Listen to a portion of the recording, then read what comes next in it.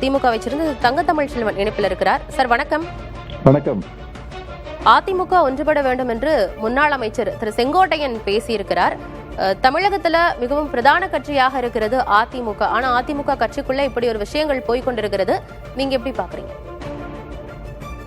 அம்மா இறந்த பிறகு அதிமுக பல பிரிவுகளா உடைஞ்சு கிடக்கிறது உங்களுக்கு எல்லாருக்குமே தெரியும், பொதுமக்களுக்கு தெரியும்.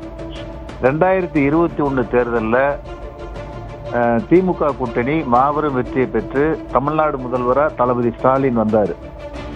4.5 வருஷத்துல மக்களுக்கு வேண்டிய திட்டங்களை கொடுத்து இன்னைக்கு அருமையான நிர்வாகம், மக்களுக்கு வேண்டிய திட்டங்கள், அருமையான கூட்டணி அமைத்து மீண்டும் தமிழ்நாட்டில் 2026 நடக்கக்கூடிய சட்டமன்ற தேர்தலில் திமுக கூட்டணி வெற்றியை பெற்று 2வது முறையாக தளபதி ஸ்டாலின் தான் முதலமைச்சராக வருவார்.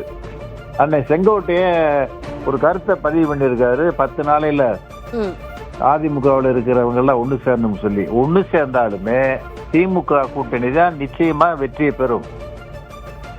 அவங்க ஒன்று சேர்ந்தாலுமே அவங்கள ஆதரிப்பதற்கு மக்கள் தயாரா இல்லை. காரணம், ஊழல் நிறைந்த ஆட்சியை கொடுத்தவங்க எடப்பாடி பழனிசாமி அரசாங்கம். பழனிசாமி மேல வழக்கு, செங்கோட்டை இது எல்லா பழைய அமைச்சர்கள் மீது வழக்கு எல்லாமே இருக்கு. இது என்னதான் நீங்க இப்ப இது பண்ணி கூப்பாடு போட்டு சேர்ந்தா கூட யாரு பொதுச் செயலாளர்? சசிகலா பொதுச் செயலாளர் வருவாங்களா, இல்ல தினகரன் பொதுச் செயலாளர் வருவாரா, இல்ல பழனிசாமி பொதுச் செயலாளர் வருவாரா? யாரு? இதான உங்களுக்குள்ள இப்ப பிரச்சனை. சோ இவங்க இணையறதுக்கு வாய்ப்பே இல்லை.